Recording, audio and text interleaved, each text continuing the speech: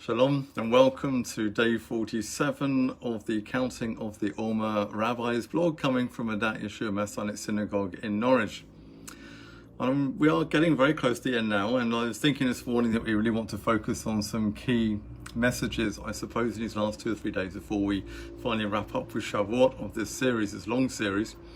And I want to focus on a certain chapter of the scriptures today, which I think is probably one of the most important chapters, if they're all important, but one of the more important chapters of the whole scriptures is actually Acts 15, which you might think is a really rare selection if you were going to put a top 10 of important chapters of the scriptures together. But it's important because it lists for us 4 certain commandments, which it says the Gentiles, those coming into the faith, are meant to observe and keep.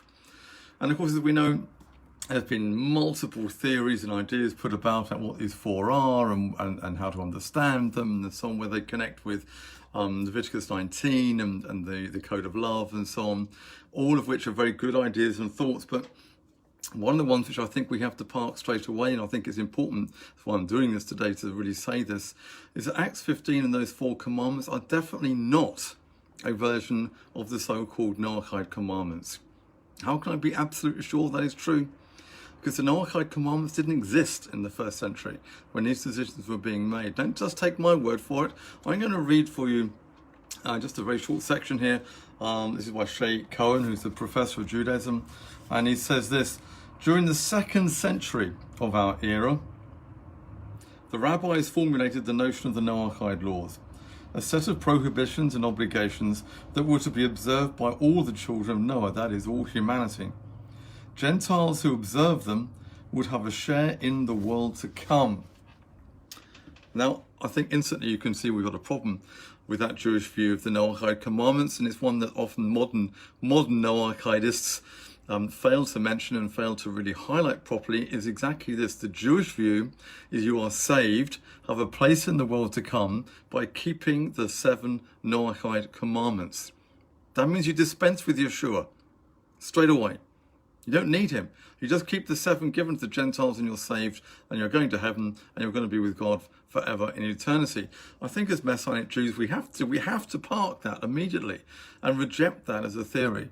The Noahide commandments were invented as a theology, effectively, by the rabbis to try and make a way for Gentiles to come in without having the whole Torah, because the Torah belongs to Jewish people, and we're not going to let any Gentile out there keep it or have any share in it, which of course is true to a point, because it raises the issue of conversion again. And what do we do with Gentiles who truly feel called to follow the Torah, and those are the Gentiles who want to follow the God of Israel and the Jewish Mashiach? What do you do? The big question in the first century is, what do you do with all the Gentiles? Not what do you do with Jewish people, what do you do with all the Gentiles?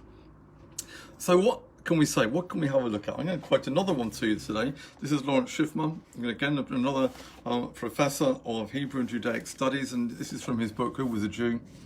And he says this about the importance of accepting Torah as a convert to Judaism. And he says, talking of the first century, for this reason it was decided the proselyte would be informed in advance of a sampling of the commandments of the Torah. Of these, some had to be of those easier to fulfill and some more difficult. Only in this way could the prospective proselyte properly evaluate the lot he was choosing. He had to understand as well the reward and punishment dimension of the Torah commands, for which he would now assume responsibility. Again, I find this fascinating because he highlights the point here that anyone who was converting to Judaism in the first century didn't have to keep the whole halakha, have to keep the whole of the commandments right from day one. It was frankly too much. In fact, I think if we read Acts 15, a similar point is exactly made there too. But a sampling, a beginning point, has to be drawn. What do you teach those who want to follow the God of Israel, his salvation on offer through Yeshua? In the first century, there was no church to go to. There was nothing called Christianity around at that time. They were coming into the synagogues, and Messianic synagogues, if they were on their own by that point as well, which is possible but unlikely. So what do you teach them? What are you going to teach them about righteousness? These are Gentiles who knew nothing about the Torah. They've been saved and born again in Yeshua, and now they want to live a righteous life. What are you going to teach them? And it's intriguing to go back again to what Sheikh Cohen says. This is an excellent book, by the way, from Maccabees to the Mishnah. I can thoroughly recommend it to you. Very, very informative. And he talks a bit about this. And he talks about the ruling of the rabbis from about that time period. It's the Acts 15, and the take on this in the context of the first century. The ruling in Acts 15 is strikingly similar to the rabbinic law formulated apparently during the Bar Kokhba period. That's just a little bit after our Acts 15 time period, which ordered a Jew to accept martyrdom if he was asked to violate the prohibitions of murder, idolatry, or adultery. Those three, of course, are remarkably close to the four. If we subdivide one of those three, we get the four easily. Very, very close to what we read there in Acts 15. In other words, what Cohen is saying is that this was the minimum benchmark. This was the step over into the Jewish community, which you had to do. It was the four which any observant Jew who was born Jewish had to accept martyrdom for rather than break. This was the bottom line. It was the essence, the core. This is what you absolutely had to keep on the pain of death. Interesting, isn't it then? In Acts 15 we read that almost identical listing being listed there. And certainly if it was being formulated during the Bar Kokhba time, that's only a possible 40, 50 years later than the Acts 15 timing, maybe not even as much as that. Fascinating to see that this was certainly a ballpark figure that was being put around in the Jewish community globally at that time to how to accept it. So where are we going with this?